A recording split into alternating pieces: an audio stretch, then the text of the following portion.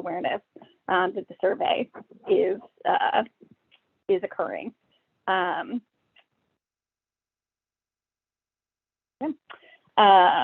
So we also wanted to, as a part of these outreach efforts, come and talk with you about how we could kind of amplify these awareness activities.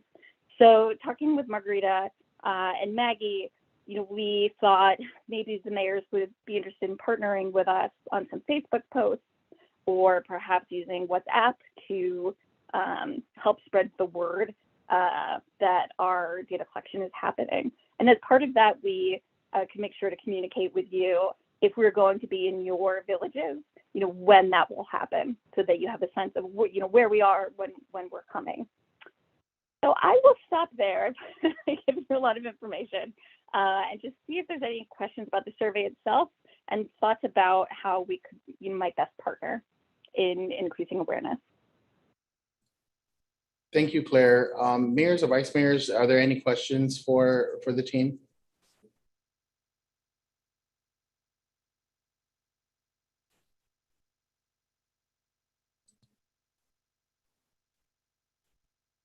I don't see any hands up. I think everyone just can't wait to help you. Okay, the mayor of Daredevil is recognized. Yeah, I just want to thank Claire and Margarita and their team for actually interviewing our families. I think the more information and more data that they collect out there, then they can come back with that information and provide more services to our communities. So thank you for the work you do out there. Thank you, Mayor. Anyone else have a question or anything to say to the team? I guess not. Thank you, Claire, for the presentation. I do appreciate you coming on the meeting to share the information with us, and we'll look forward to the team working with us to get to our residents. So, every public health knows how to get a hold of us. Margarita does a good job at that. So we do appreciate that you've given us this heads up, and we look forward to working with you in March or this month. Great, thank you so much. We really appreciate it, and yep, we look forward to being in touch. And yep, fabulous that Margarita knows how to loop you in, and yep, wonderful. We'll take it from there. Okay, thank you so much. You have a good day. Margarita, you okay? Do you have anything else to mention or to say? So you'll be hearing from us when we're in your area, and if you have any question, you can reach out to me. I can answer any questions you may need. But we'll be visiting you the day before the team goes out to your village. That's great. But hang on a moment, because I think the mayor of Chalampag Ordered is recognized. Mm-hmm. I just wanted to point out, Mr. President, we have quorum, I think. Yes, we'll continue. We'll address that real soon. Thank you, Margarita. I appreciate it. And yes, we'll look forward to hearing from you. Okay, thank you. Have a nice day. Adios. Madam Secretary, please, can we, the meeting is now called to order at 10:40. Can we please have a roll call? Yes, sir. Mayor Jesse Allett. Present. Mayor Del Alvarez. Vice Mayor Jesse Bautista. Present. Present. Vice Mayor Peter Benavente. Mayor June Bloss. Present. Mayor Anthony Chargloff. Present. Mayor Ernest Chargloff. Mayor John Cruz. Vice Mayor Kevin Delgado. Present. Vice Mayor Christopher Farron. Present. Mayor Jesse Gogui. Present. Mayor Robert Hoffman. Present. Vice Mayor Rudy Iriarte. Present. Vice Mayor Loreto Leones. Mayor Paul McDonald. Yeah. Mayor Rudy Paco. Present. Mayor Bill Kenga. Representative present. Mayor Johnny Kanata. Represented. Mayor Luis Rivera, present. Mayor Frankie Salas, Mayor Anthony Sanchez, Represented. Mayor Melissa Savaras, Present. Mayor Kevin Siswico, Here. Mayor Vicente Taitigui, Here. Vice Mayor Albert Tovis, Mayor Alan Nangakta. Representative. Mr. President, we have 16 members present, 7 represented, 1 off island, and 2 absent. Thank you, Madam Secretary. As we continue this meeting, I want to pause for a little prayer. It is Chamorro month, first of all, and secondly, we want to pray for the people in Ukraine and for peace in the world. And so in your packet, I did ask that this short prayer be given to everyone, and if you can follow me, we will pray this in Chamorro.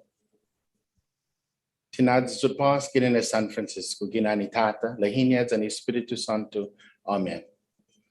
Asaina, fatina zu kumaramentani idzomuna pas. Zangengaigi itinatli, seri zu zabaitatmi ginefli.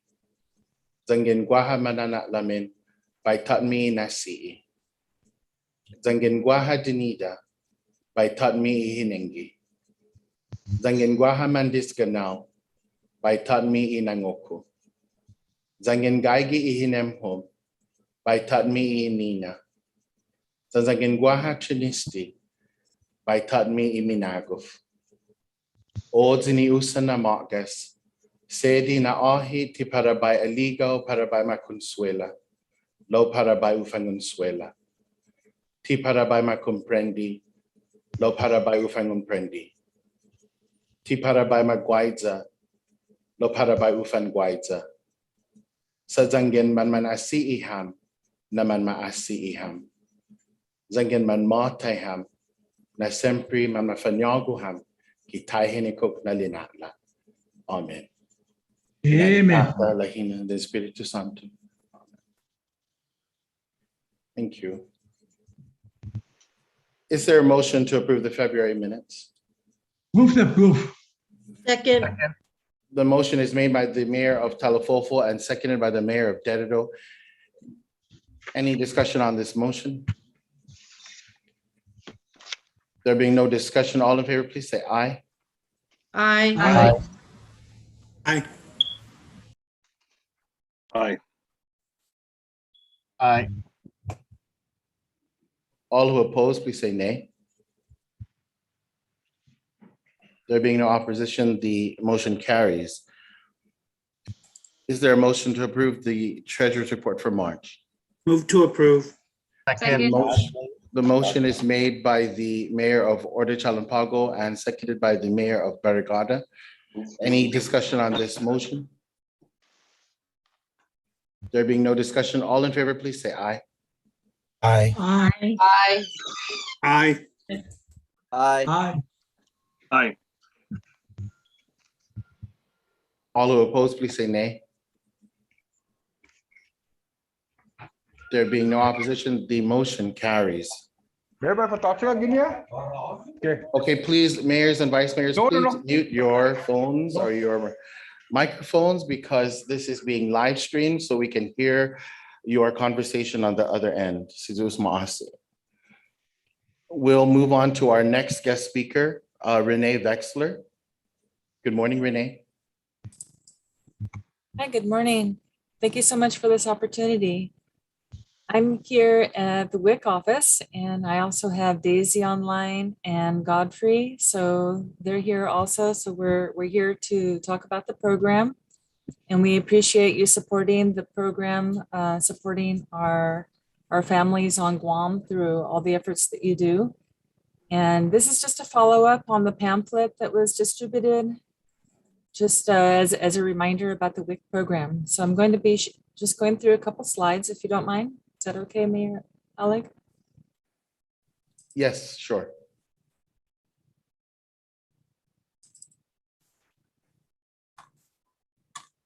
Okay. Sorry, I was reviewing them. Okay, so this slide is about families growing healthy with WIC. And we just wanted to talk a little bit about the benefits of WIC with nutrition education. We have wonderful nutritionists here in the program, breastfeeding support, and we have lactation consultants and peer counselors, health screenings, community referrals, and supplemental food packages. WIC has been providing trusted services for 39 years. And the WIC staff attend annual USDA trainings and other trainings and have very high level of customer service.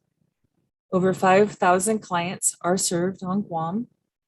This institution is an equal opportunity provider. WIC is a short-term intervention program to improve health status and influence nutritional habits in a targeted high-risk population. So the foods and the WIC packages that are talked about are particular foods. It's not anything goes, any cereals go. They choose in their program for the food packages, particular ones. So there is sometimes a learning curve on what that means, which is why the one-on-one counseling is so wonderful. So nutritional counseling is personalized based on the needs of the clients. So if they're talking about sugar management, so on, so some people have gestational diabetes, they need particular counseling depending on what counseling is needed. WIC clients can redeem their food package benefits from our 29 grocery store partners. And you can see that these are some of the different items: milk, eggs, cheese, yogurts. And I know there was a comment earlier about garbanzo beans from the distribution. And that's a really, really wonderful program that I just heard about from Cassandra and their team at Geno's. Yes, some people don't know what to do with some foods. And so that's why there are cooking lessons, and we have partners in the community like FNEP that shows what you can do with beans, garbanzo beans, and the different packaged foods that are given as commodities and so on. Breastfeeding counseling improves breastfeeding initiation and duration. So it's wonderful for the counseling with anticipatory guidance of what kind of concerns may come up and how you can work them out. And we talk about different breastfeeding resources in the community because we have a lot of lactation counselors and videos for Global Health Media Project. So we share these kind of resources when we're doing our breastfeeding counseling. Who can apply? This is in the pamphlet. And would you like some more pamphlets? Because I know I dropped some pamphlets off that were picked up at the mayor's office. I dropped this off at the mayor's council and they were distributed. So if you would like more WIC pamphlets, let us know and we'll drop some more by. So who can apply? Pregnant, postpartum, breastfeeding women with infants, parent guardian of the infant, for the infant 0 to 11 months old, children, parent guardian for a child under 5. For the certification appointment, then people would bring proof of residency, proof of income, need to meet our income guidelines for the program, current proof of ID, bring the infant and or child under 5 years old, and for legal guardians, bring court documents. And we also have a website and we have Facebook and Instagram that we're working on with social media. So it's really great to hear. I know that there's a regular newsletters with some of the villages and some of you do work on social media. Be nice if we can all be friends and tag each other so announcements can get out in a timely manner. Thank you for your help in providing proof of residencies, and please share and promote the WIC program with your village residents as they may inquire about resources for food access, healthy pregnancy, nutritional support, families grow healthy with support, New families, sometimes they can be overwhelmed with responsibilities and they forget that they can reach out and ask what kind of support they can avail of. And if you would like to contact me directly, here's my number and the WIC, the Teach and WIC number. Let us know if you want more pamphlets. If you have questions, we can address those. I can send out a list of responses to any questions that you have. Thank you for your time. Thank you, Renee. And yes, this, if you could share this with us, if you could send me an email, or if you've already sent that to us, then I apologize, but we could share that. We could certainly share that with our communities. And most of us have WhatsApp group chats and email databases. We can send that out. The Mayor of Daredevil is recognized. Renee, thank you. Thanks, Mayor Alec. Renee, I know you mentioned nutrition and, there's things that people get in the commodities or even in WIC. I know that UOG has actually tried to do nutrition classes with several families to teach them what to do, what they can do with certain things that they get from the program. However, sometimes, and we've actually had extended those nutrition classes within the community so that it's easier access for families to get to. However, there's been several times where the nutritionists that come say, the participants are scheduled, however, they still don't show up. They'll come for the first few days, and then the halfway through the program, they stop coming. So is there any way that we can maybe get the nutritionist to come back out into small groups if we make the places available? Thank you. Thank you, Mayor Savarez, for your question. The wonderful thing about FNEP, I've been in touch with them recently because they would like to start up their classes again, is they could also do their program online. So they're set up and a lot of people have access to, they have the capability of doing this online. So online is something we might consider. There are other programs that have a series, and the program with FNEP is a series of 9 classes. And I've heard about SDA, they have a series of classes. And the problem is, yes, people start off good and they don't quite finish. And so to have that option where you can do some live, some online, that is an option where maybe they can complete all their lessons. Can I say something? Hi, everyone. My name is Daisy. I am the health educator for the Guam Wic Program. So thank you very much for your concern, Mayor Savarez. Actually, we're trying our best so that way we can get in touch with our WIC clients. So for now, if they, sometimes their concern is they don't have rights. So we're doing remote services. So we do WIC certification over the phone. So we would also like the village mayors or even the secretary, maybe if say they pick up a mayor's verification, although we already have our handouts in the mayor's office. Do we have also the flyers put up? Because we can provide flyers also on how they can get in touch with all our WIC clinics. So we do have 2 major clinic for now, the Tijen and the Minilao, Daredevil, and 2 satellites, which is Inarahan and Santa Rita. So with regards to the classes, we also do it a remote class. So we do it over the phone.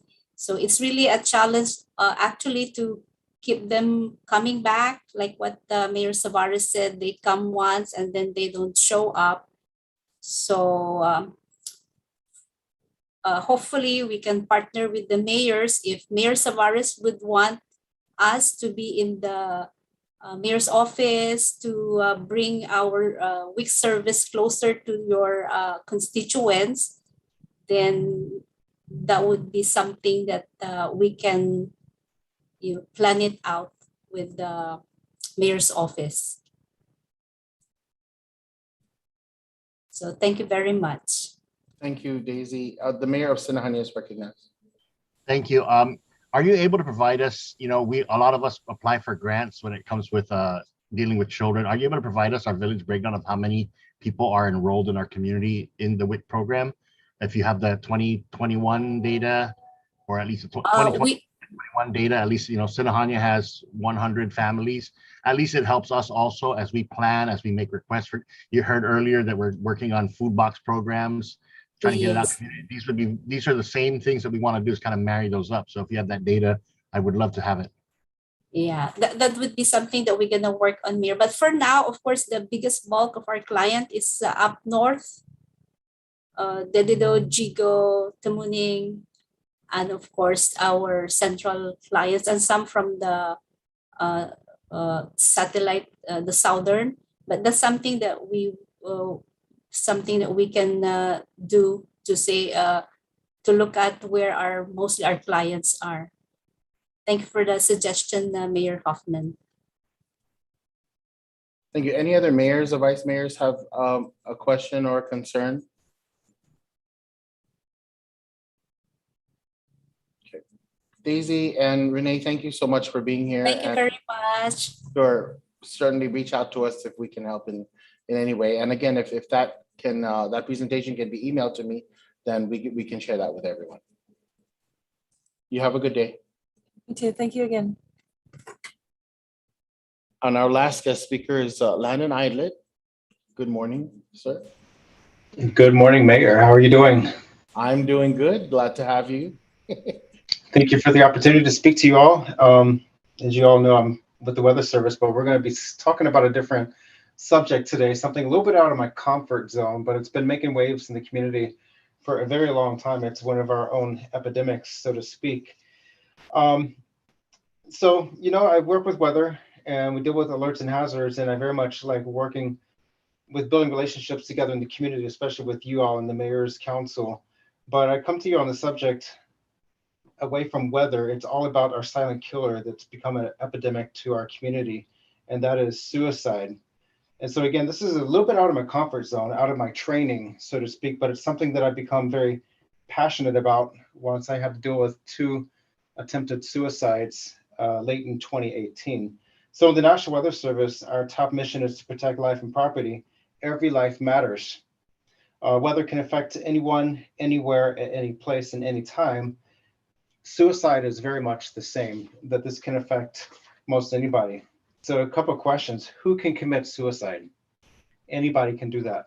Who can be affected by suicide? Anybody. So who can help in suicide prevention and awareness? Fortunately, anybody can be involved in this. Another question for you all. How many of you know someone who has committed or attempted suicide?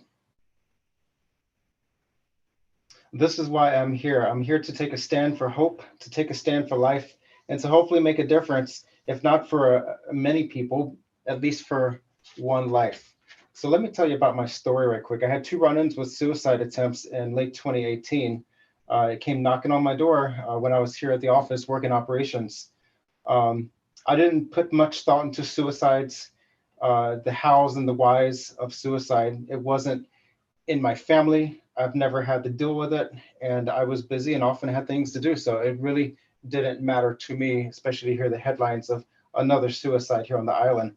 However, that changed on a quiet Sunday afternoon while I was working operations down the hallway.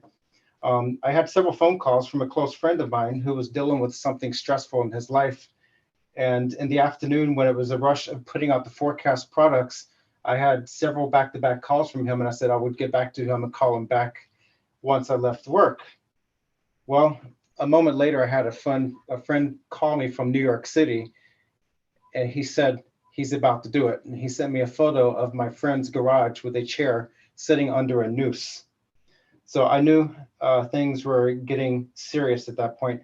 I told my senior forecaster, who was on duty at the time, that I have an emergency to get to, and I was out of his office without logging out of my workstation. My forecast sunset, I made it to St. Anthony's area in Tamuning in under 5 minutes from here in Barrigada. It was a miracle there was no accidents and I did not get a ticket, but I caught my friend just in time. His face was expressionless. It was, His eyes were glassed over and there was just no hope in his face at all, no emotion. I was upset and scared and terrified, angry, hurt, and worried all at once because of what he had just about done to himself. So we sat in silence for a while just to breathe it out. And finally, he started talking to me, but it was very dazed. Just a couple weeks later, New Year's Eve, 2018, going into the 2019 year, I was leaving the office to go home and get ready to celebrate for the new year. I was stressed and exhausted from a long day at work, and we had a number of advisories in effect for surf advisories, small craft advisories. So I took the scenic route and went to Oka Cliff in Jonestown to look at the waves, take a breather, relax a little bit, and just call in a surf observation from the cliffside. As I was walking around the last bend on the path about to come over to the cliff, I noticed there was someone sitting on the edge, just looking out of the water. And so I began to wonder, is she looking at the waves in the water, or is she depressed? And if she was depressed, I did not want to know. I didn't want to deal with somebody else's drama or problems. But the better side of me won. And as I approached her from behind, I said, "Good evening." I had determined that at that point, the following courses of action would be determined by her tone of her answer. And so when she answered, it was sullen, her tone was depressed, and I knew at that moment that I was not going to be leaving anytime soon. So I said to her, "You sound depressed. What's the matter?" She responded that she was dealing with some stuff in her life and for me not to worry about it. Her shoulders were slumped forward, her head was sagging downward, and her posture was just generally pitiful. So I asked her to tell me what was bothering her, and she said again, "Don't worry about it. It's just personal stuff." And she started sniffing. So I stood on the railing overlooking the water for a few moments, trying to figure out how to proceed because I knew there was some situation going on. I finally said, "I wouldn't jump if I were you." And she quickly looked up at me and she said, "Why not?" And I said, "Well, if you jumped from here, you probably wouldn't make it to the water. You would probably fall somewhere between the cliff and the reef's edge, somewhere on the cliffside, but with significant injuries. You probably break a number of bones, get banged up pretty bad, and then you may roll downward to the cliff, the reef shelf, and then get thrashed repeatedly by the waves and the surf, unable to get the safety, and then she would be regrettable at that moment with no way to get the safety, with a long, agonizing death." And she said, "Oh, I didn't think about that." So I added that it would be a very bad, unforgettable experience overall. A few minutes of silence later, I said, "Spill it." And I said, "I'm not leaving until you tell me what's going on." And at that point, the sun had set and it was getting dark very fast. And she opened up, she started sobbing. After a heartbreaking story and rain showers, I invited her next door to the Sheraton Hotel for coffee, and we could speak a little while longer. As we spoke later afterwards, there was a little hint of hope and a little bit of strength. So things were improving. I didn't realize the gravity of the situation until later that evening. I was at the gym working out and I got a notification on my phone. A Facebook post had tagged me in somebody's post, and it was my new stranger friend. She found me on Facebook and she had written an extensive post stating that she went to the cliff that night with no plans to return home. She was going to end her life. And that's when it hit me. I didn't know what to do at that point. So I put an extensive post on my Facebook page describing what I had just experienced and how troubled I was, especially the second suicide attempt. I had a lot of shares and there was a lot of feedback from people from the comments and also the messages, and there was even a number of media interviews. Then Senator Louise, she contacted me stating that she wanted to join me in my suicide prevention efforts, as she had recently been affected by a suicide close to her, and she is also on this call as well.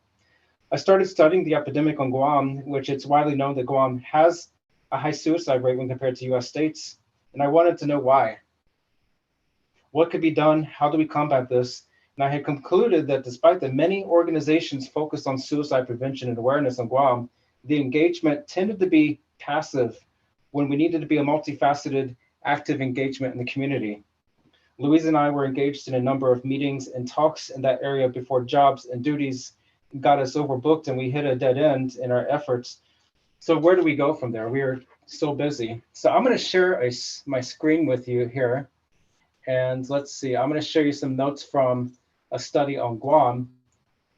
And if you can see this, just verify that. This is from the 2020 suicide statistics on Guam from the Guam State Epidemiological Outcomes Working Group. This is prepared for the Guam Behavioral Health and Wellness Center by Dr. Annette David. And so there's a number of startling findings from this study. In 2020, there were 40 suicide deaths on Guam. That was up from 31 in 2019. Guam's suicide mortality remained significantly higher than the continental US, and the gap increased from 2019. The majority of suicides are seen in younger adults and youth between the ages of 20 and 39 years of age. And regarding ethnicity, the greatest number of suicide deaths in 2020 occurred among Chamorros, followed by Chukis. Looking at our high school youth, nearly 1 in 4 high school students reported seriously considering attempting suicide. Did you know that? 1 in 4. That's shocking in so many ways, and it's very saddening to hear the statistic. 1 in 6 students attempted suicide, and of those, 4% required medical attention. Now, some of the conclusions and recommendations from this study are very much require active engagement, and that's what my foundation is after. Suicide prevention and outreach needs to involve families. Community members need to be better trained to pick up on suicide intentions and intervene. Suicide prevention remains a key public health priority. Strengthening community capacity to recognize the signs of impending or possible suicide, and training families, community members, and first responders. That's all of us here. Ensuring access and continuing care and support for those who made attempts, preventing and controlling alcohol and other drug abuse. These are just some of the findings summarized from that study. So fast forward now to late 2021 and the pandemic later.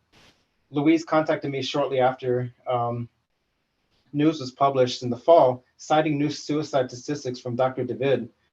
Louise asked me if I was ready to pick up where we left off. And I told her that I was so busy with work and even keeping my predecessor, retired Chip Guard, focused and busy in weather also. I said, despite this, my answer is yes. I said, this is something that we need to address. We need to pick up where we left off and find a way forward. So she mentioned that we should start a nonprofit to legitimize and consolidate our efforts.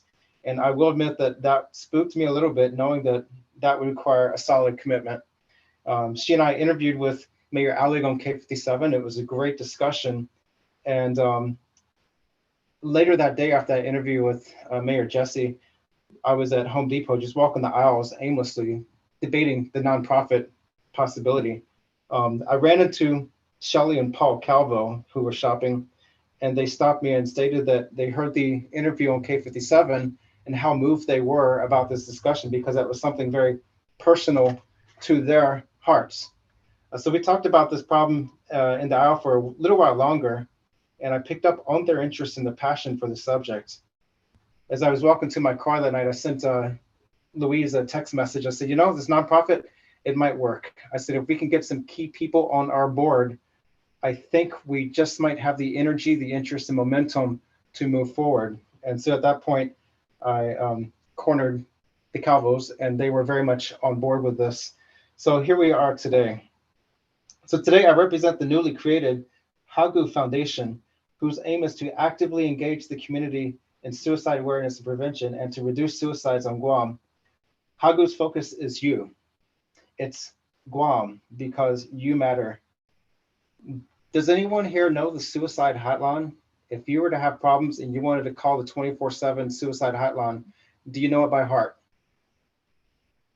We want to rally this island to make it known the services on Guam available for suicide prevention and awareness, and to help direct people in need to those professional services. And there are so many. When I started digging into the subject, I had no clue about most of these items, most of these organizations, but they're out there, and I have many brochures available. I come to you all today because your position in the villages are key to our success as a foundation and as an island. You are on the front lines of your communities. You know your villages. You know the needs of the community. I respect and admire the tireless efforts you put into your villages and the conversations we have on WhatsApp when weather strikes. And I enjoy working with you all very much. Today, I'm here to ask for your support, not so much monetarily, but for moving forward to engage your communities, to learn of your needs and where we can make a difference. So this effort requires time and energy that many of us may not have. However, it is better for many to put life on hold for a moment than for one to put their life on hold forever. So I ask for your support moving forward, your ideas, your motivation, your energy. We all deal with depression. We all lose hope, but sometimes you may feel there is no way forward, nowhere to go, absolute hopelessness. But I'm here, you're here. There is hope. And as long as there is life, there is hope. Tomorrow will come. Every storm will pass. Every cloudy day will end. Every winter gives way to spring. Choose hope and choose life.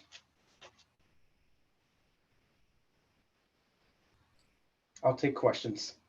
Thank you, Landon. I do appreciate you being here today. I know we did have that discussion on K57, and we've had some other, brief discussions after that. And there are certainly some of us who are willing to offer more help, with this cause, simply because we do experience a lot of these types of issues within our communities.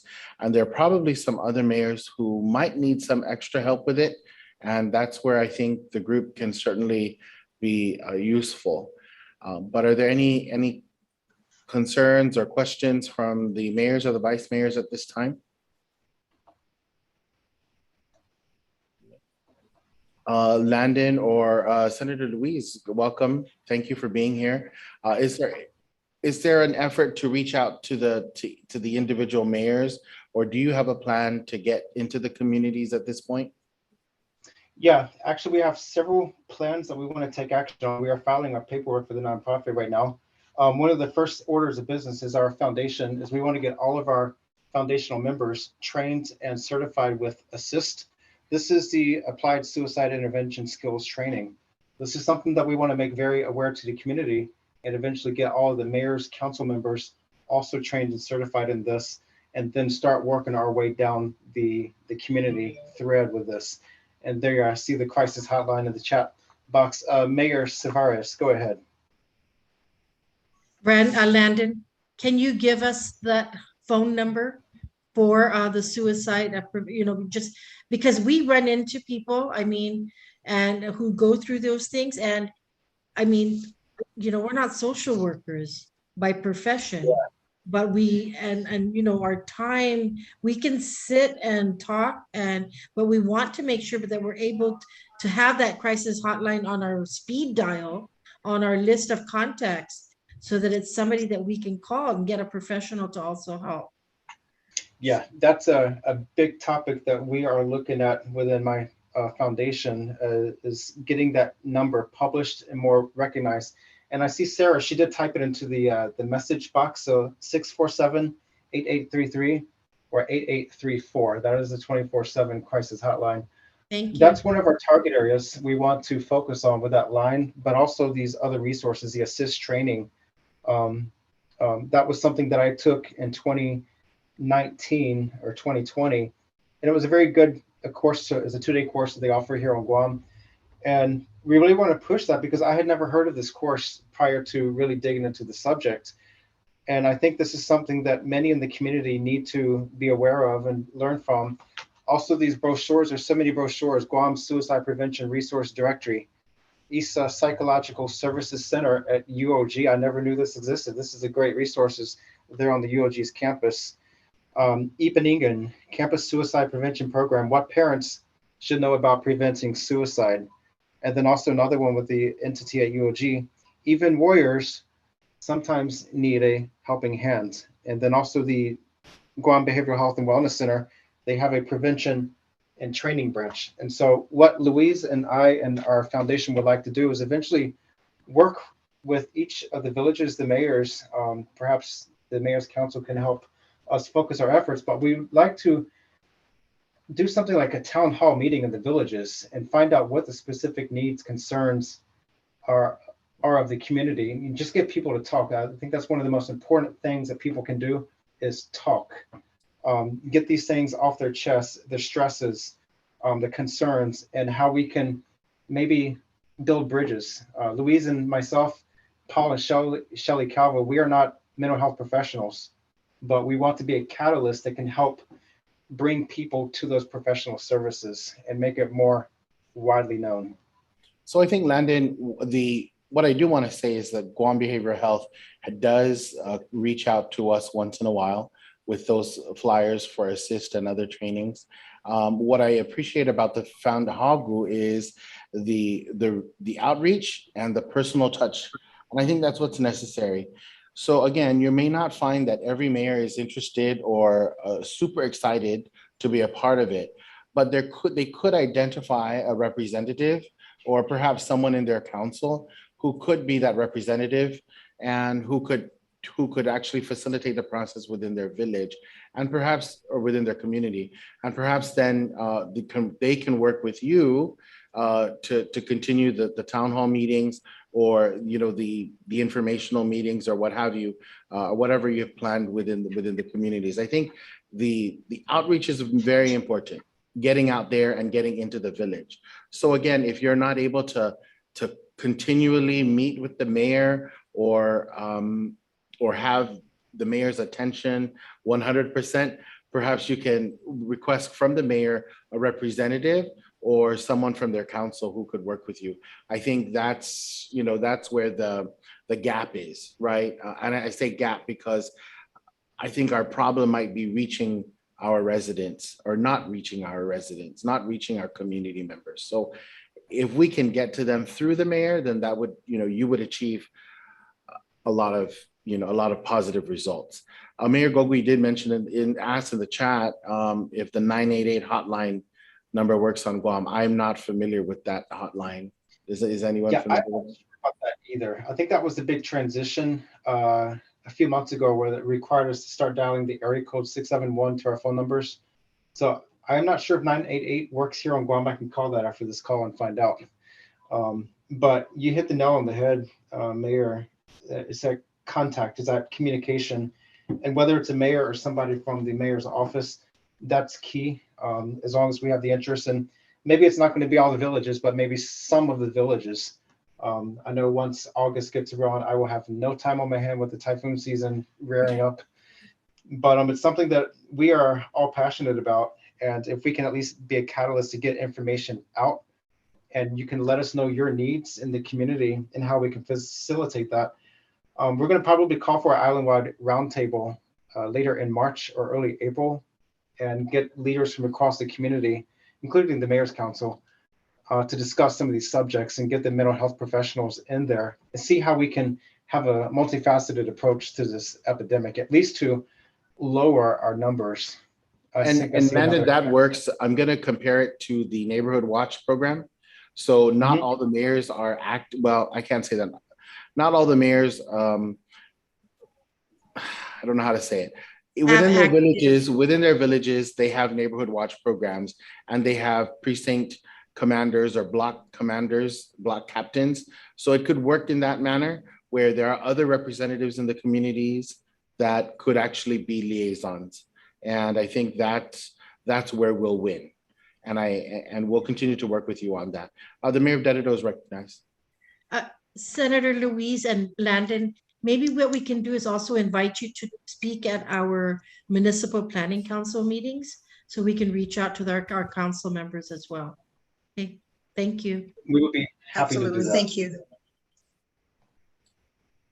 That works. So thank you, Landon. If there's anything else, and Senator Louise, if there's anything else that you plan to have, if you're doing something in March, send it to us so we can get the word out. And if we can get you at least a representative from our communities to attend, I think that that'll be a good start. Great, thank you. Thank you, Mayor Alec. Thank you too. And you guys have a great day, okay? Thank you. We'll move on to the Executive Director's report, please.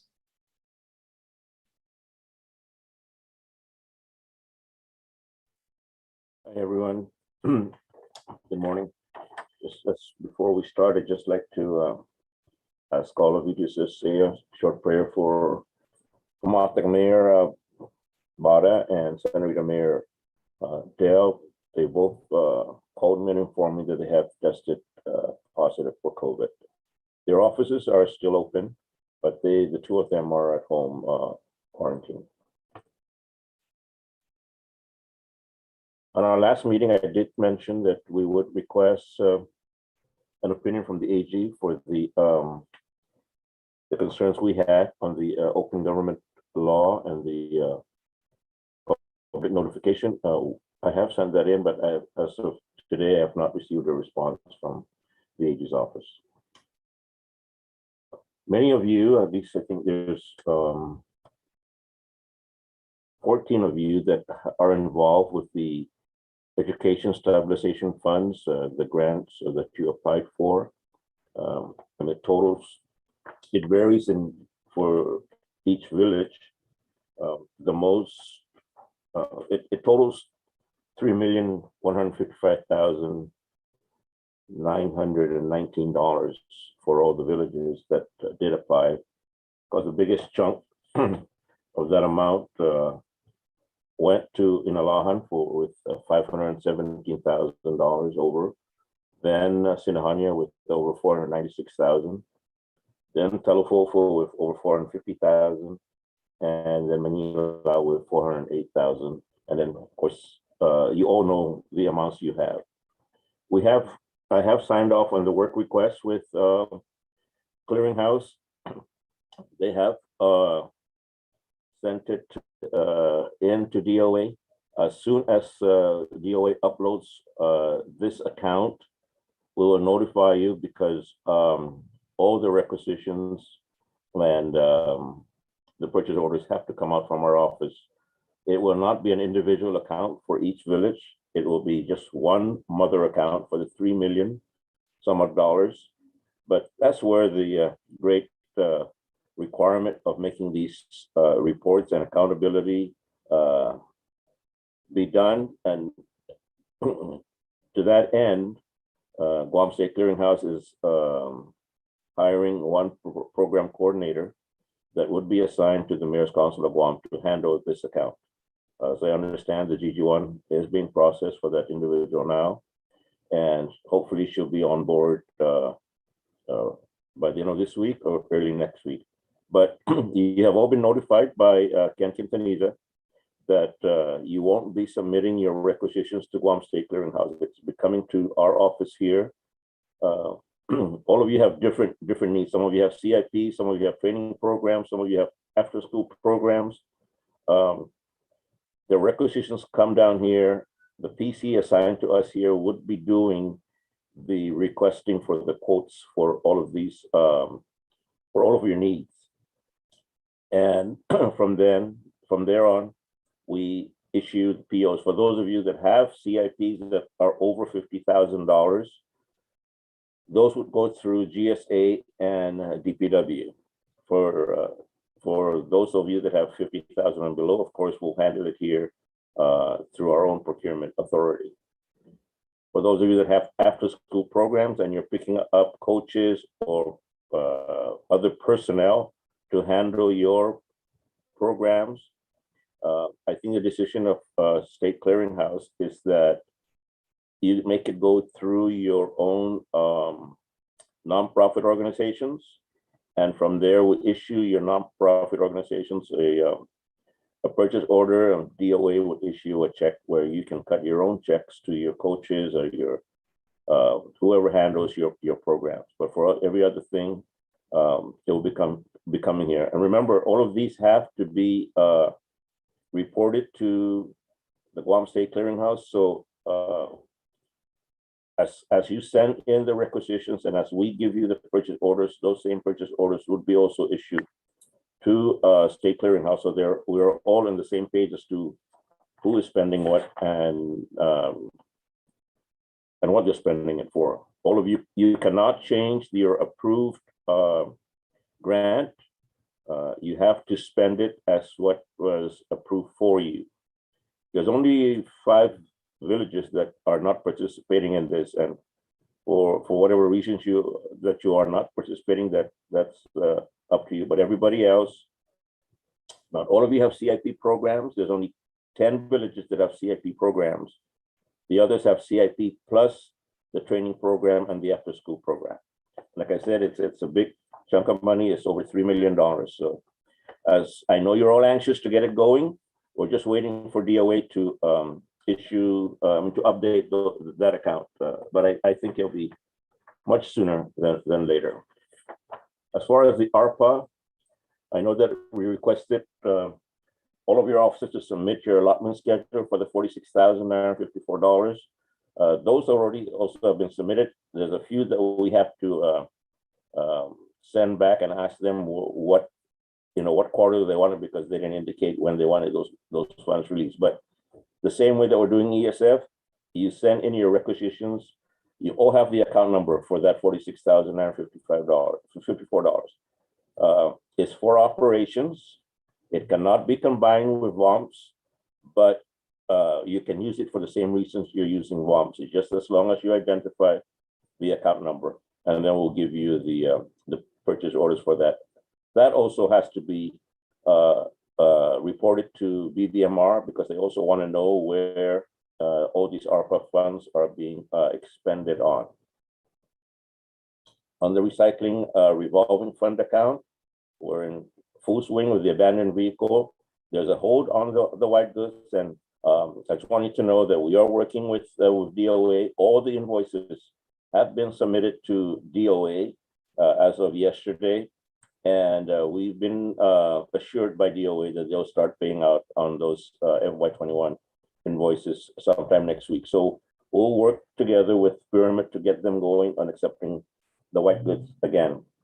For those of you that have already expended or exhausted your original POs for abandoned vehicles, I know the village of Inalahan and Joni have indicated that they have exhausted. I cannot increase your purchase orders for additional vehicles until EPA approves the invoices that you have submitted.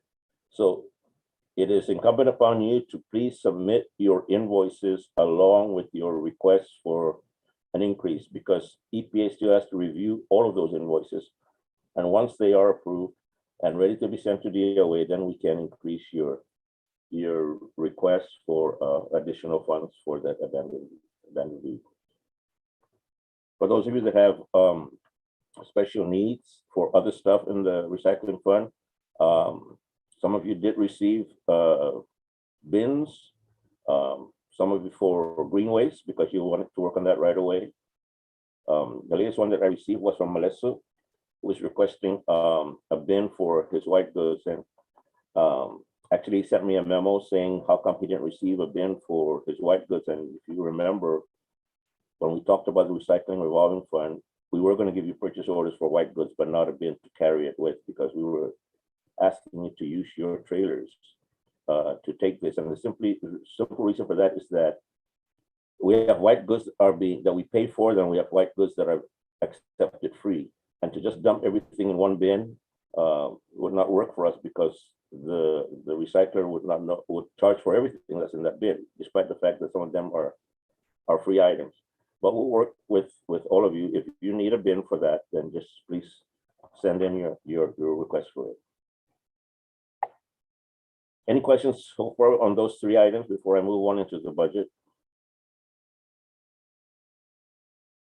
Okay, for the FY23 budget, we have received our budget call. The President and I did meet with Senator San Augustine and his staff on our FY23 budget. We've been told that we cannot go over the FY22 amount of 10.8 million. There is a consideration, or not a consideration, it is going to be done this fiscal year, in FY23, that the 2.8 million that we receive from the Guam Highway Fund will not be available for FY23. That 2.8 million is coming from the Guam Highway Fund, and it will all be transferred over to the Department of Public Works to comply with the Office of Public Accountability and their recommendation to make sure that the Guam Highway Fund is used for the purposes that it's meant for. If that does happen, that the 2.8 million is given to Department of Public Works, the result is every village will lose 2 positions in their maintenance. I want you to understand this and be very clear. You would lose the 2 positions, and those 2 positions that are being held by whoever it is now are not guaranteed to be picked up by Public Works. The position goes to Public Works. Public Works will hire for those positions. It will not be a transfer from the Mayor's Council of Guam to the Department of Public Works. We also met with the Director of Public Works and says that if this does go through, that the 2 positions go to Public Works, whoever he hires to fill those 2 positions, he will turn around and give those 2 positions back to the Mayor's Council of Guam, but it will be under the supervision of the Department of Public Works. And the hiring will be under the Department of Public Works. It's not yet definite that that will happen, but I just want you to be all aware that it could happen. The only way that it will not happen is if the $2.8 million that we're going to be short is found in some other funding source, like the general fund. Senator San Augustine did say that he's going to try his best to see if they can cover the 2.8 million from from another funding source, so that we don't lose those 2 positions. I know that later on in the agenda, the president will talk about what we're going to do as far as the formulas that we use. I also want you to know that the amount of money that we got in VOMS for FY22 will not increase in FY23. It will be either the same amount or lower. And so the question remains is, what formula do we use? And that's something that I hope that the group that's put together will come up with, because we've been told by the staff at the Senator San Augustine that if we can't agree to a formula, that they will just take the whatever money in VOMS in FY22, and they will be the one to divide it up per village. Angel, can I just recognize the Mayor of Daredevil, please? Sure. Okay, so Angel, I do have concern with, and we've had this discussion with the 2 positions that would go to DPW. Would those 2 positions, if they go to DPW, would they then be classified employees? Because right now with us, they're unclassified. And secondly, is that, do they realize that the legislature, that it's not just road maintenance that we do. We also, deliver food to them. Everybody does, the deliveries when, especially for COVID. It's, the parks, not just roads, but parks also, setting up of equipment for funerals and events.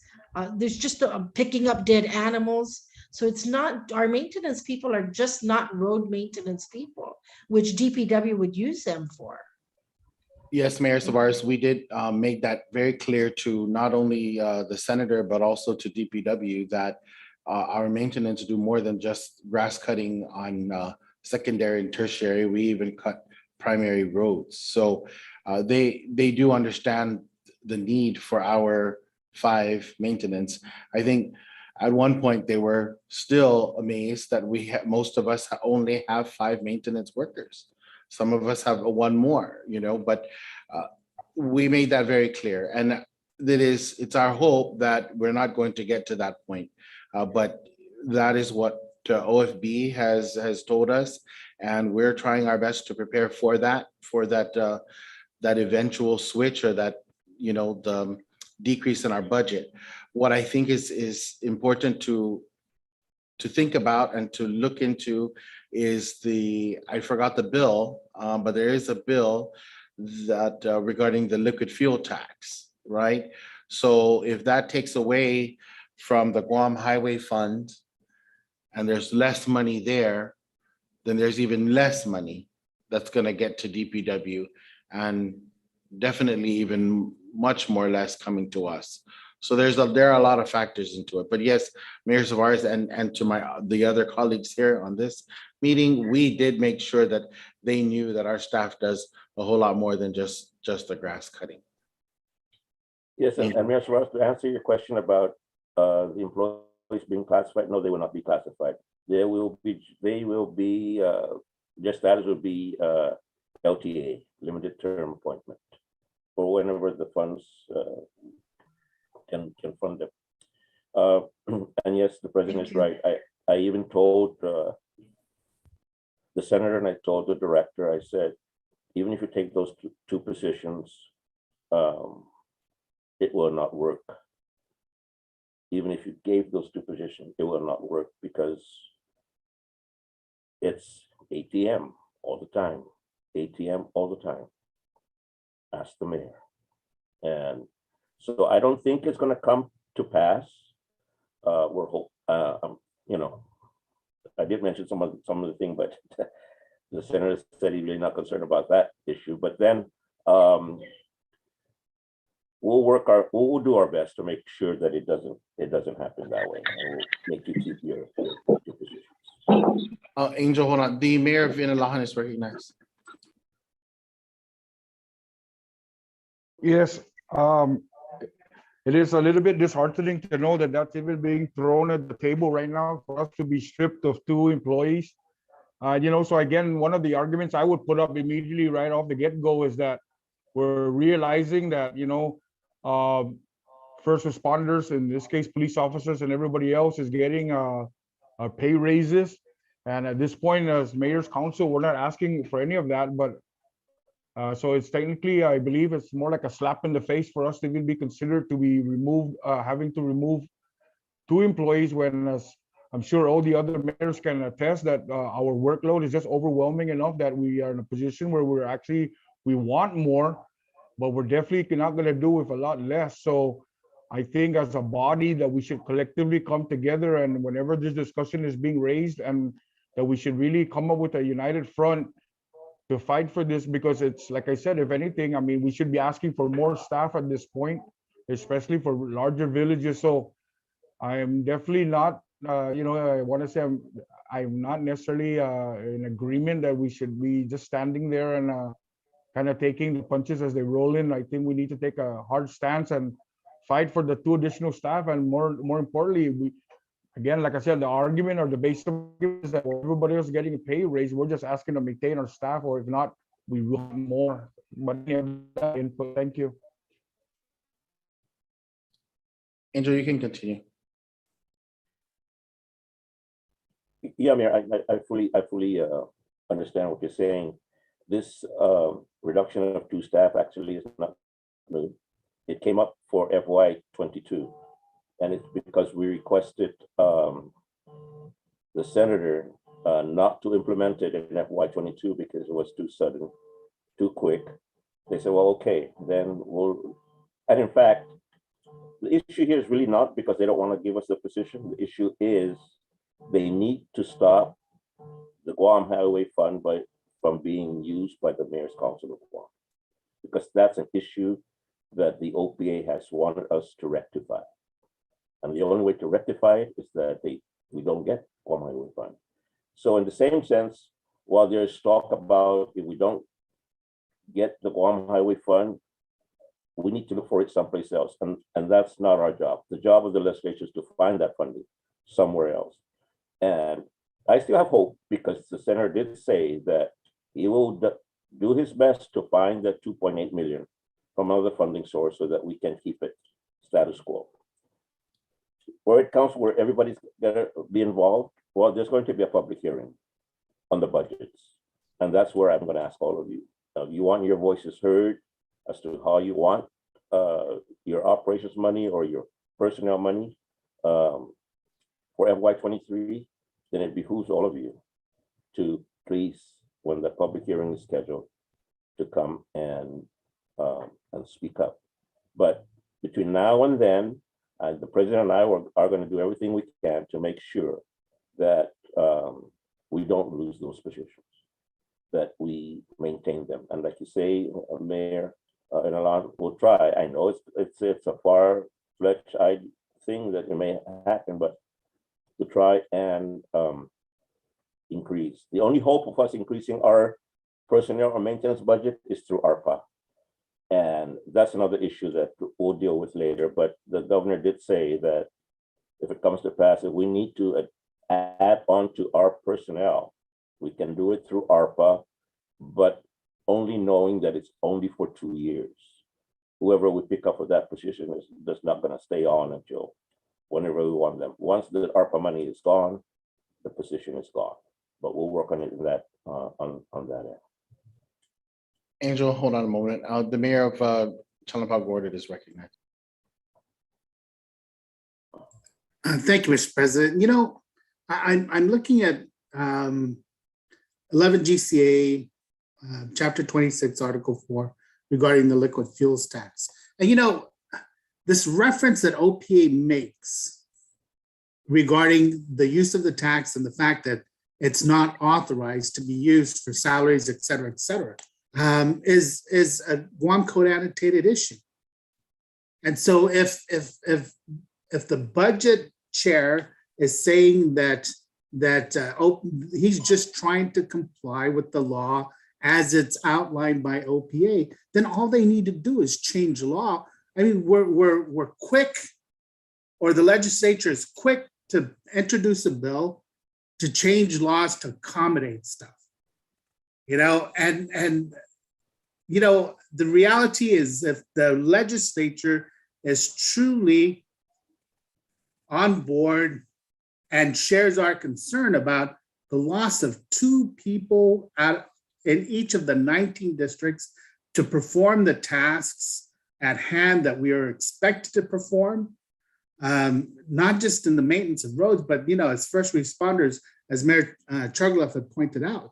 I mean, I believe that all it would take is to discuss with the senators adjusting, you know, this 11 GCA Chapter 26, you know, Article 4, and providing some allowances. We do that with GRT, we do that with other special funds.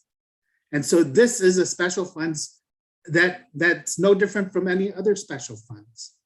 And, you know, and the tolerance of just saying, well, we're complying with the OPA's recommendation and that all of this money is supposed to be overseen by DPW and specifically used to, you know, for as it's outlined here. And I'd have to take a look at it in more detail, but I just don't get it. I don't get it. You know, fund us or, you know, abolish us. If people do not believe that the functions of the mayors and what we do and what our people do for this island, not only on a day-to-day basis, but during emergency, you know, declarations, whether it be a typhoon or a pandemic, if they don't believe we have a role, then do without. And then let's see what the people say about, you know, what that kind of decision, or if that kind of decision is palatable to them, you know, by the legislature. I just, this has got to stop. This nonsense has got to stop, and we got to put a stop to it now. You know, we've taken a budget cut for the last 2 fiscal years because of the pandemic, and for us to then lose 2 more people because of budget issues, this has to be rectified. And enough is enough. That's all I have to say.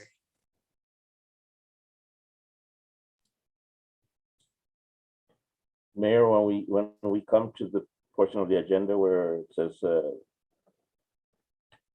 budget committee, well, we will need you in that committee, and so we're going to bring all these concerns to the legislature. But our deadline for our deadline for our budget is March 23rd. That's just 2.5 weeks away. So we're working on it right now. Limited gaming fund, you also brace yourselves because it's going to be lower than what we received last year. And it's not because the legislature wants to reduce it, it's because the amount of money they're receiving from the limited gaming fund has, you know, dwindled due to the pandemic. I also want to forewarn you about continuing appropriation. I do not believe they have an appetite in FY23 to allow agencies to continue using a previous year's lapsed funds into a current fiscal year. And so for those of you that do have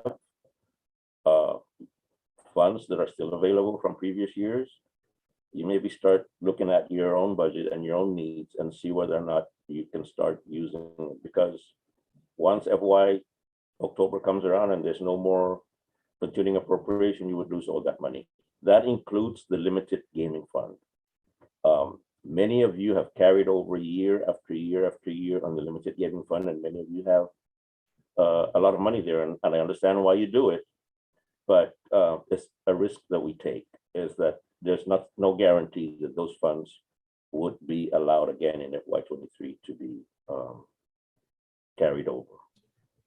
And to Mayor Gogui and Mayor Tony and Aloha, I also want you to know that there was talk at that same meeting with the OFB that because you both receive host community funds, that they may exclude Chalapago and Inalahan from being part of the budget.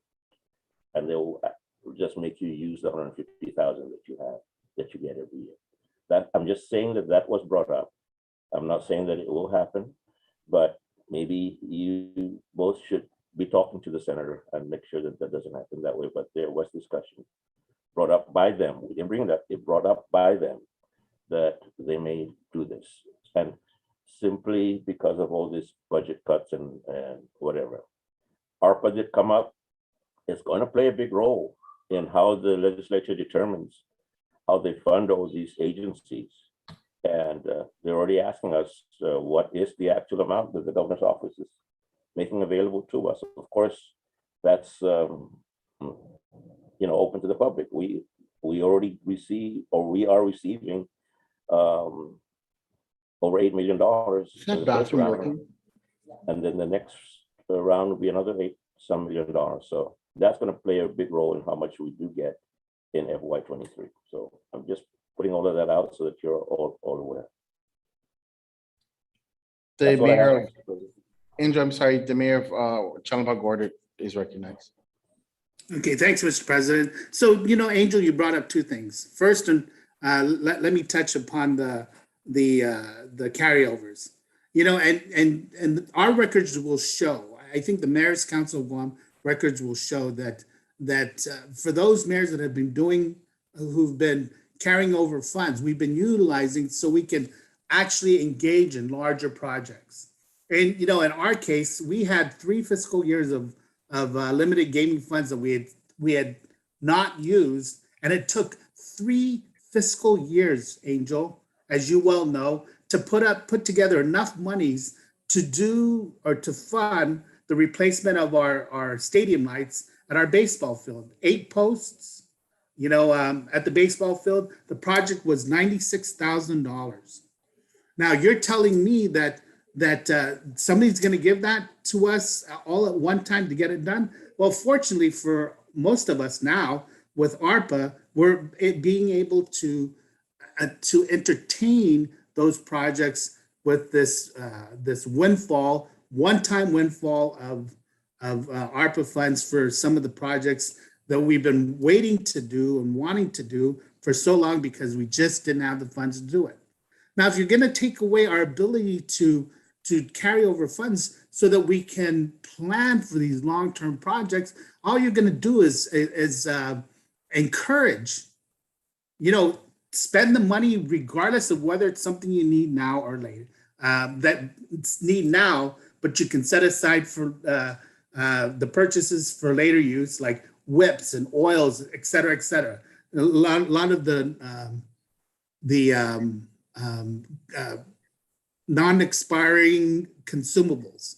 But then what happens to the projects we've been trying to engage in that's costing more than just, $200 for a case of oil, for our bush cutters, or, $300 for a case of whip for our bush cutters, and, et cetera, and buying parts that we know we're going to need as part of our annual maintenance of our equipment, but we don't need right now because, we've been maintaining our equipment as per the the daily maintenance of the things that we use in our duties. That's ridiculous. And I'll tell you now, the next item, that you mentioned was the host community premium funds. We've leveraged a $2.6 million loan with USDA, which taps out between what I'm going to get to, now and for the next 25 years in host community funds to borrow $2.6 million from USDA so that we can build this multi-purpose center project. And so if you're going to tell me I'm not going to get any more money, then they missed the boat on the whole purpose of the host community premium funds. And that was to do capital projects in our village, not to pay operations, but to do capital projects. And I've already obligated $500,000 to build this new mayor's office. That's why we're paying for this new mayor's office that's currently under construction from funds that we had set aside and we had preserved, since the receipt of these host community funds for these capital projects. Now, with the balance that I have today and for the future, the next 25 years, we've already committed to a loan. So then what? I pay out this loan, but I have no money for operations. That makes no sense. They've missed the boat on the intent of the intended use of those funds. So it goes back to this whole thing about liquid fuels tax. If we take a look at the liquid fuels tax and it doesn't fit the template of how it's being used now, then the question is it warranted to adjust the template of what the way the law reads? And if it is because it's part of the long vision use of these, of these funds, then let's change the damn law. But we can't just say, well, the OPA said this, so we have to do it now because the law hasn't changed. I mean, these guys can be quick about introducing a law, getting it passed, and doing it within 3 months. Well before, this budget bill gets into session in August. And then the law is satisfied. But to just sit there and say, well, my focus is the budget bill, and my focus is complying with what OPA says now, and not taking a look at potential corrective actions, so we're not violating the findings of the OPA. I just don't get it, Angel. I don't get it. Makes no sense. Once again, that's all I have. I hear you, Mayor, but don't shoot the messenger. I'm just giving you the message. And I'm telling you, we're fighting for all of you guys. We of course, we're going to stand up to make sure it doesn't happen this way. But that's the reality of it. These are the things that are maybe coming down the pipeline. Well, then they need to be realistic. It's either they fund operations for this village or we're going to default on a loan. And this is a federal loan. This is not, in fact, this is the lowest interest loan that we could get our hands on. We attempted to do a commercial loan and we were actually in the process of doing a mixed commercial federal loan. But we couldn't raise enough monies by doing a mixed loan obligation between a local loan and federal loans to fund this project. So it ended up, and USDA saw that we had made the attempt, agreed to fund what they could based on what we could leverage from the host community premium. In fact, our initial effort was to borrow $3 million. The most we could borrow based on what we're receiving was 2.6. In fact, we had to make up $300,000 because we had a $3 million commitment with DOD on this project that we would match their 3.5 with $3 million of local funds. So we had to make up the $300,000 difference. So, I mean, Angel, I've been at this, especially with the host community premium fund, I've been at this from the onset. And I followed the law based on the way the law is read, as far as investing these funds in capital projects. And now, and that law also allowed us to leverage these funds for a loan to do these capital projects. Now they're going to undercut me now that the funds are committed and said, well, you were getting funds for the next 30 years. So you need to use those for operations, because we can't give you any more money for your operations, even though that's not what it was intended for. So they're breaking their own rules. I mean, their standards. Their standards is, well, we need to use the liquid fuels tax for this specific purpose. And even though there's a similar specific purpose for this special funding that we're getting from Guam Solid Waste under the host community premium funds, they want to tell me to use it for operation instead of what the law reads right now, versus changing the law and then giving us time to adjust to how it's going to impact how we're applying these funds. I just don't get it, Angel. I don't get it.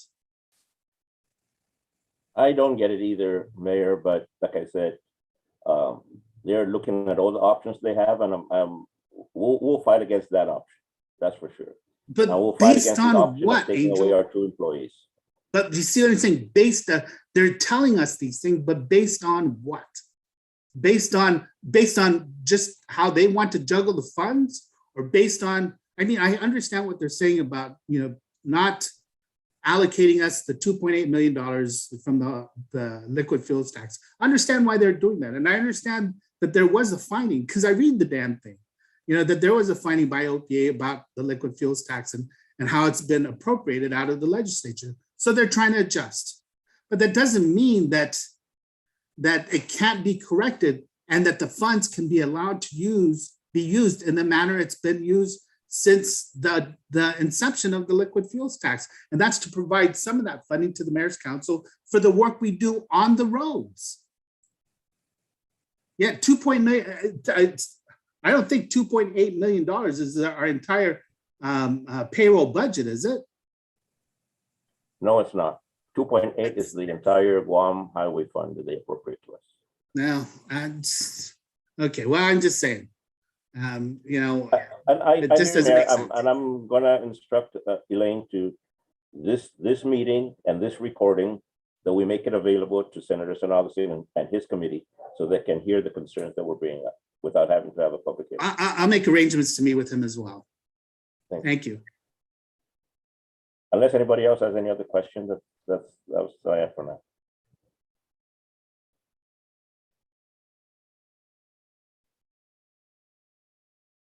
Mr. President.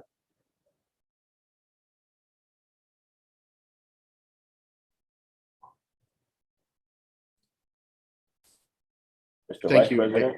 I apologize. I'm here. I just needed to step away a minute. Okay, moving on to committee reports, boards and commissions. Are there any boards and commissions that would like to make a report today?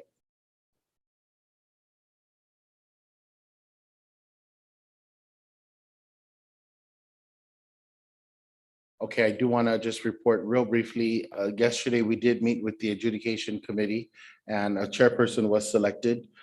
And we also decided on the date of, except this is the adjudication committee for the war claims.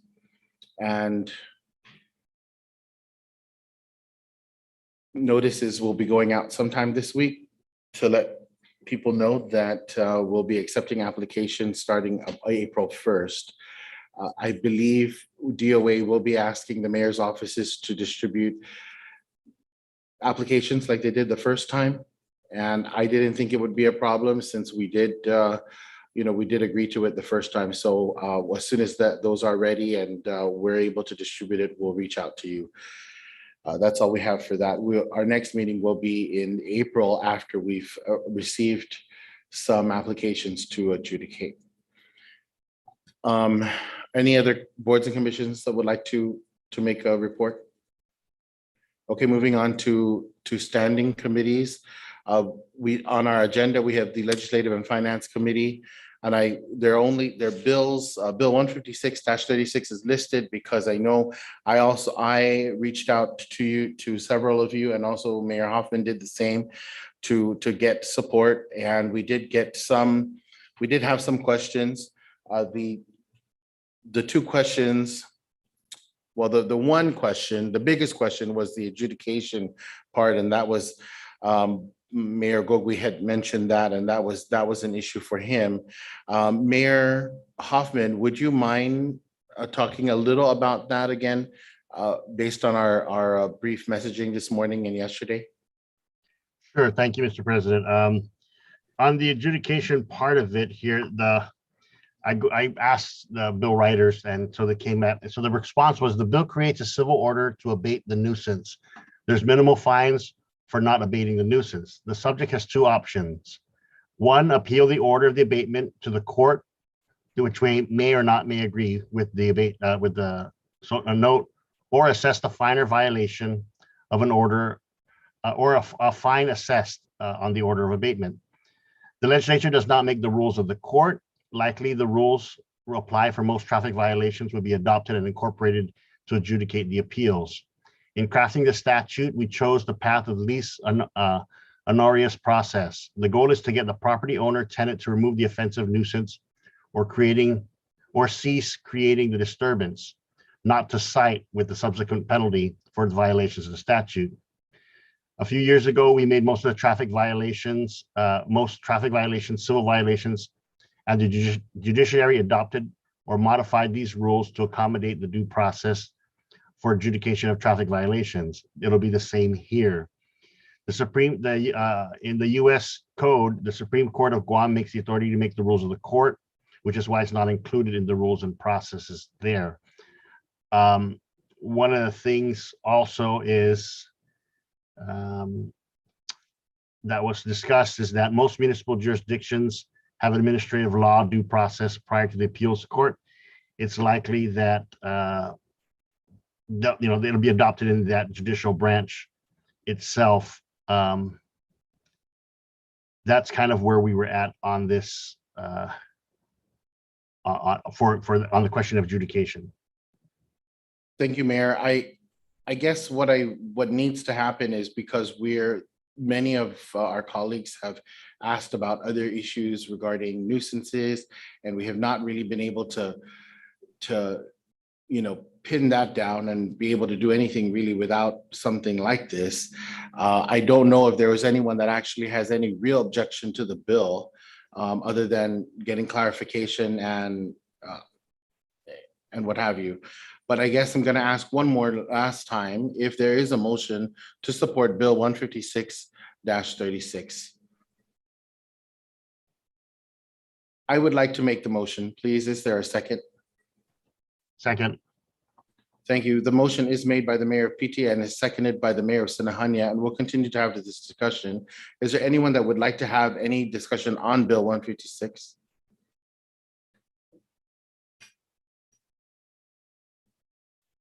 Mayor Hoffman, if you don't mind, I know that there was, just for the record, how we can, I guess, let our colleagues know the relationship between 155 and 156 and how 156 really does help with 155. Is that something that you can briefly explain to us?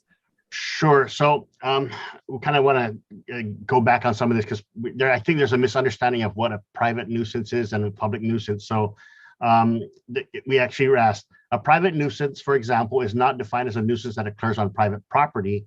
It's every nuisance that's not defined as a public nuisance. For example, a business vehicle parked in front of an owner of a neighborhood house is a private nuisance because it doesn't affect the entire community, even though it's on a public road. So the language is consistent with the other jurisdictions. And so what this does is it gives public health also an addition, it gives them an additional power tool in this manner. And so does it all the other public officials that are tasked with the enforcement of this.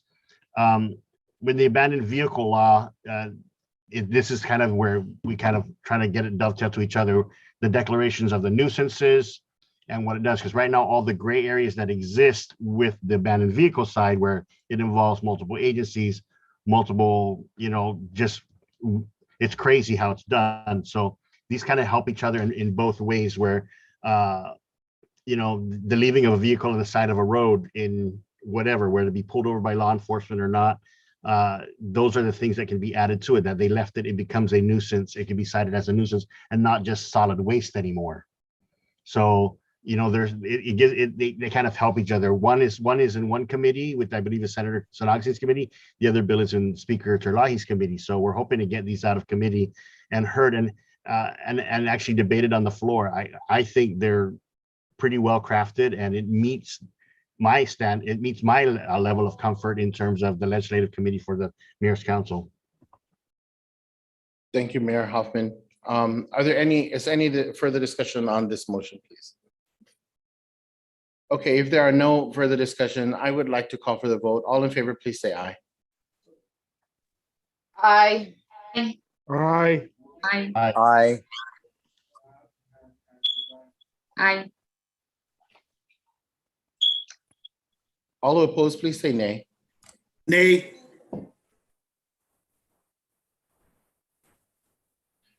Okay, Madam Secretary, can we get a roll, please? Because we're in person. So can we please take roll? Yes. Mayor Jesse Allett. Aye. Mayor Bill Alvarez. Vice Mayor Jesse Bautista. Vice Mayor Peter Benavente. Mayor June Bloss. Aye. Mayor Anthony Chargaloff.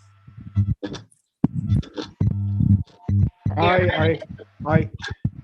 Mayor Ernest Chargaloff. Mayor John Cruz. Vice Mayor Kevin Delgado.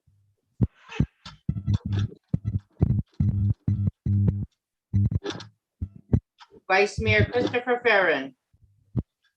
Aye. Mayor Jesse Gogui. Nay. Mayor Robert Hoffman. Aye. Vice Mayor Rudy Uriarte. Vice Mayor Loreto Leonis. Mayor Paul McDonald. Aye. Mayor Rudy Paco. Mayor Bill. Aye. Paco, aye. Mayor Bill Kenga. Mayor Johnny Canata. Mayor Luis Rivera, aye. Mayor Frankie Salas. Aye. Mayor Anthony Sanchez. Mayor Melissa Savaras. Aye. Mayor Kevin Siswico. Aye. Mayor Vicente Taitigui.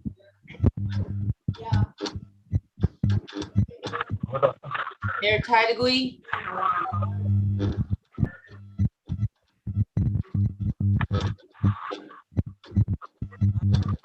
Aye. Vice Mayor Albert Tovis and Mayor Alan Namgapta.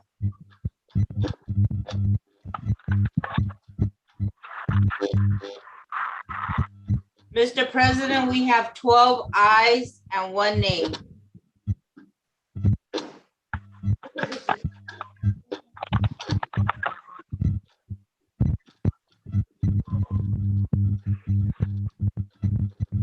Mr. President. Thank you, Madam Secretary.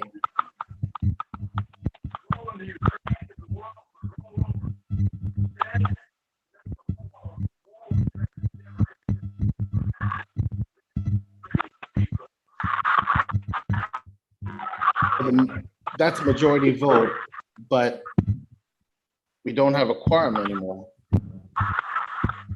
That is correct, Mr. President. And so without 16 or more votes, I believe Robert's rule says that the motion fails. The vice mayors, but you have some of the people that didn't respond on this, so they're still on the chat. So just check this and vote. The rules are just supposed to go over. You're supposed to go over, yeah.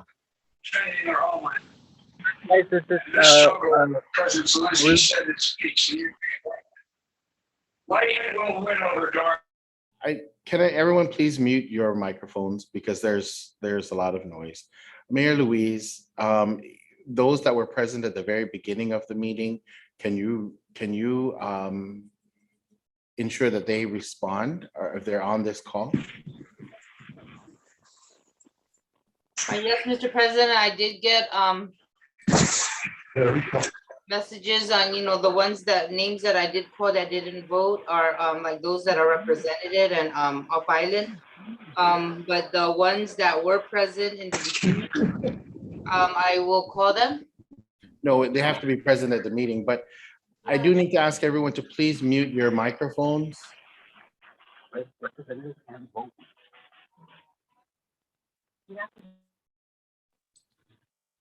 Okay, I'm sorry, there was a lot of noise out there still. Okay. Mayor Louise, one last time, they have to be present at this meeting now. I can't really look through everyone, but can you just make sure that everyone that's here has voted? Because there was only 13 votes. All right, and the other ones that are here are represented. No, you can't count them. I am Only not counting them. Okay, so the motion fails. Thank you. We're gonna move on to Bill 252. On Bill 252, I am requesting for a motion to support this bill. 252 would help, again, those larger villages, most especially with the recycling revolving fund, lifting the cap for your purchase orders. So initially, or not initially, but currently you have $50,000. There's a $50,000 cap for those of you in the larger villages for removal for all your purchase orders. And once you've reached 50,000, you're not able to increase that. This bill allows you to do more than that up until you've cleaned everything up with the available funding that we receive. Is there a motion on the floor to support Bill 252-36? We can't, we don't have a quorum anymore. Oh, you're correct. Thank you, Vice. Thank you, Vice President. There's 14 of us that I'm counting on the screen. There's 14 active. Well, Mayor Jim. Sorry. I apologize. Moving along. Thank you. So just for your information, then Bill 252 would do that. And unfortunately, we cannot send a letter of support at this time, but certainly we hope that if there is a public hearing, you will attend, because I think the intentions really for Bill 252 is to help us clear out all the trash that we can with all the money that we can receive from the recycling revolving fund. To help the larger villages, and it's sad that they're not there to vote. So yeah, well, that's large villages. That's the thing, and it's unfortunate, but hopefully at the time of the public hearing, we will be present to make that known. Moving along to the stray animal roundup, I know Mayor Paco was on. I'm not sure if he's still on, but I know we haven't established a roundup. Yes, sir, I'm still on. Thank you, Mayor. I know we haven't established a particular village, but do you have any issues at this point with the stray animal collection? And have you heard from GAIN or from agriculture as to the expansion of their capacity, or anything that will help with the Mayor's Council and in our efforts to collect stray animals? Negative on the expansion of the renovation of GAIN. We're still running across the same old issues that we're having with not enough room. Mm-hmm. I'm kind of like disgusted on this program because, like what we said before, whenever we do have dogs to turn in, sometimes there's no room. Right. But I was pondering about the expansion just the other day, and I should make a phone call to agriculture as well as GAIN to find out what is the outcome of this expansion or the new renovation of GAIN. But I'll make a follow-up on that, and I'll get back to you on that. Thank you, Mayor. I appreciate it. Okay, you're very moving welcome, along. sir. Thank you again. The operations budget. So we did in Angel's report, he talked about briefly about our budget, our current or our fiscal 23 proposed budget. And in that budget, we'll still need to figure out how we're going to divide how we're allotting the net budget to the 19 villages. And because of what may have seemed to be unfair for fiscal 22, I would like to put together a operations budget committee that will determine how we're going to allot or divide the net budget to the Mayor's Council of Guam, or the net budget of the Mayor's Council of Guam to the 19 villages. So this needs to be turned in as soon as possible. As Angel mentioned, it's due March 23rd, but I would like to submit it much sooner than March 23rd. So I am calling for a March 8 meeting at 2 p.m. of this operations budget meeting. And at that meeting, those that are present will discuss their options. We'll select a chairperson at that meeting, and hopefully that this subcommittee won't have to meet too much longer than a few times, so that we can submit our proposal to the Office of Finance and Budget for the division of our net budget for the Mayor's Council of Guam. And so again, I will send out a notice, or Elaine will ask Elaine to send out a notice and a reminder of the meeting for March 8 at 2 p.m. For this operations budget. And of course, if you're interested in it, or you have a proposal for the distribution, this is the time to speak. This is the time to talk about your options and your suggestions. Are there any questions regarding that? Thank you. Moving along to unfinished business, Vice Mayor Kevin had to leave the meeting for other obligations. The foster care project, he did have an update, and it was simply that we completed our efforts with the Archdiocese of Agana for February, but we're certainly looking for other options through the season of Lent, and especially through Easter, as to what we can do with the Catholic Church for our foster care program. I don't have an update on how many we have so far, how many new foster families were recruited, but hopefully we'll have an update by the next meeting. On the Liberation festivities, the second item on the unfinished business, I'm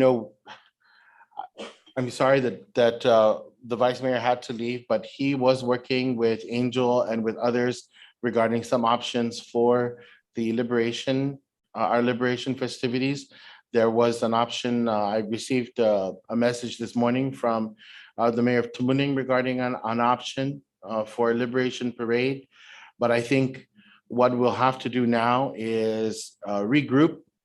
I'll speak to the administration this week, and we can probably regroup and call another meeting in the next week or two to discuss what our real plans will be based on the public health guidance that will be coming out. We have an updated guidance now.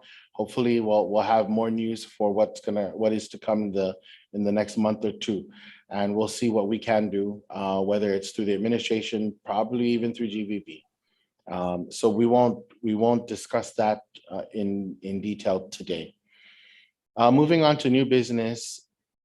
I do want to formally present a certificate to the family of our former colleague, the Vice Mayor of Tamuning, who passed away. And I know that the family is not here on island, but Mayor Louise is. And so on behalf of the council, I would like to formally present this certificate to the family through Mayor Louise.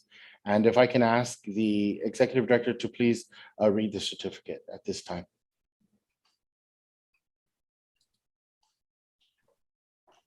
Mayor's Council of Guam, Consejero Mahaguahan, in memoriam of the late, the Honorable Kenneth C. Santos.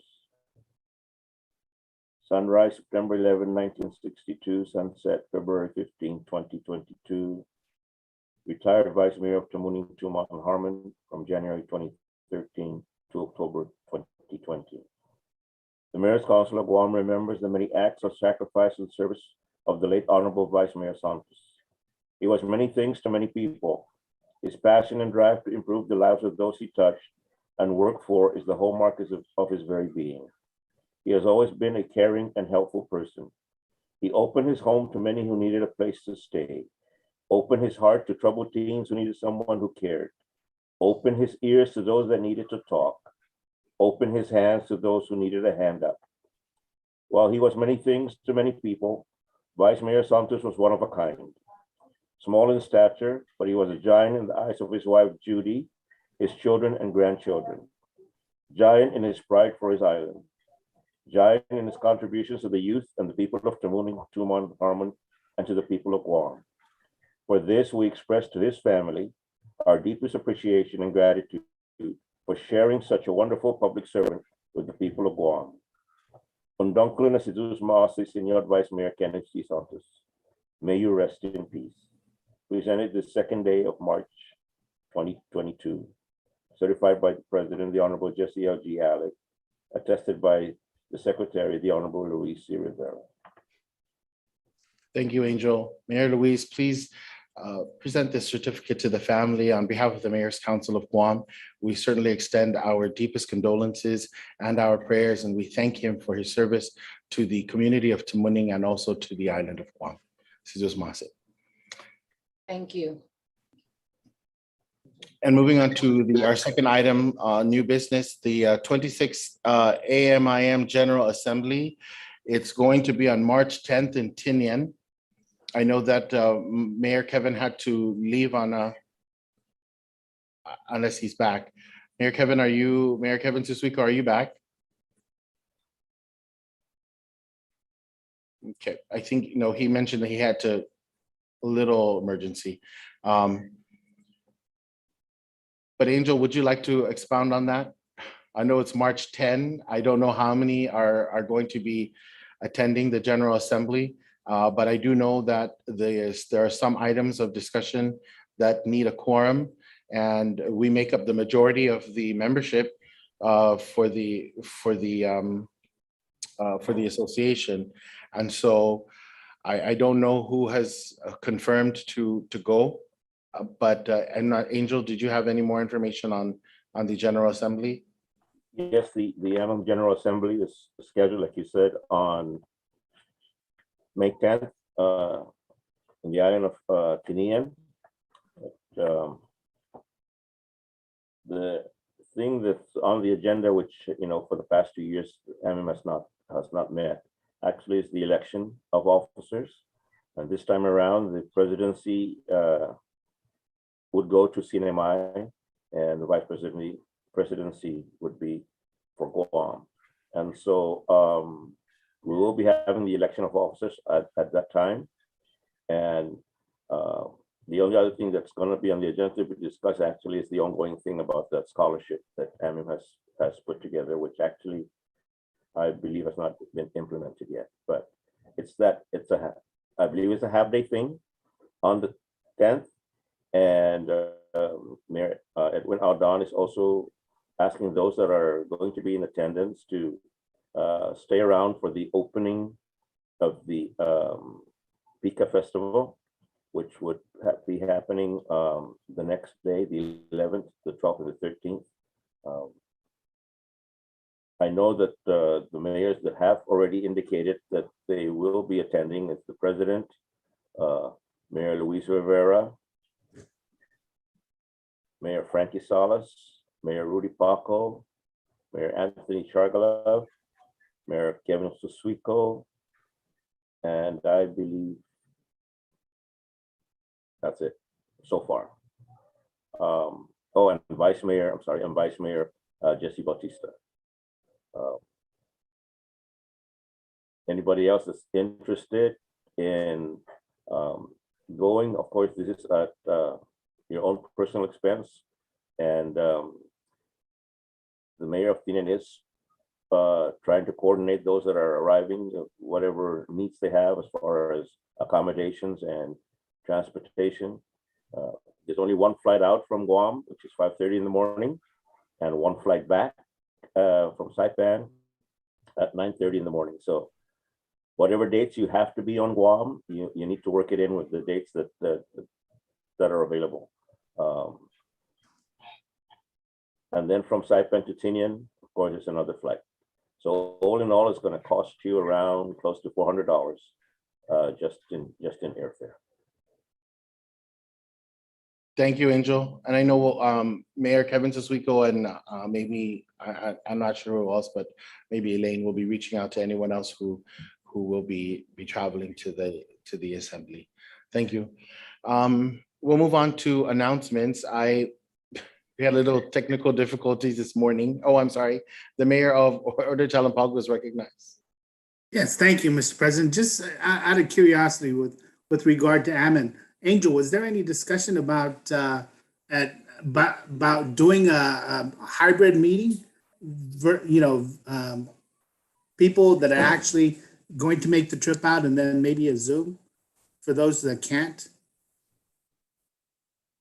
No, Mayor, but I certainly can bring it up to, Mayor Kevin's not here right now, but it's something that they can probably try to do. I've got this, and I know like Mayor Hoffman has his project going on. It's just that we've got to pick and choose when we can leave this island, with all of the work that's being done. And so that period of time is just not conducive.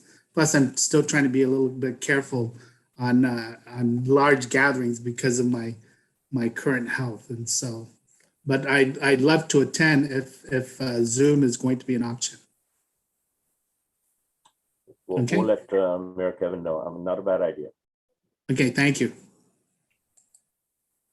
Thank you, Mayor Gogi. Yeah, that is not a bad idea because it counts right now. We can use that to count toward a quorum. So those of you who are not able to fly over there and who wish to join, that would be a great idea. So we'll make sure that Mayor Kevin is aware. Okay, moving on again to announcements. There are two announcements that I wanted to share with everyone. And like I said, I was having a little technical difficulties this morning. I think I look a little different today too.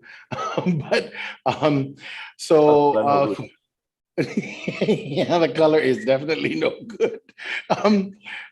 Former Mayor Bob Lizama sent me a flyer and I wanted to share that with everybody on the screen, but I'll send it to you. I'll WhatsApp it to you. And you probably heard it out in the news, the Out of School Youth Program. That's a very good program for our young people. I know that it's, I don't want to misspeak again, but I think it's age 18 to 24, but I'll send that flyer to you for your community's use, for your community's information, if you can please pass that along. The second announcement that I wanted to make was a couple of months ago, there was this little girl that presented her EFIT seedlings to us, and she sold out all her summer project seedlings, and she continued to plant other things. And so now she has calamansi for sale. And why not support the little girl in her little business of keeping Guam green? Bobby Beneventi's grandchildren from Daredevil have, is it grand probably, and great grand. They have calamansi plants for sale at $6. I was going to share that with you on the screen, but I'll certainly WhatsApp it to everyone after the meeting. Those are the only two announcements that I had. Are there any other announcements from anyone else? Okay, if there are no other announcements, it is 12:30 p.m. and this meeting is adjourned. Jesus Mas, everyone. Have a great day, guys. Have a great day.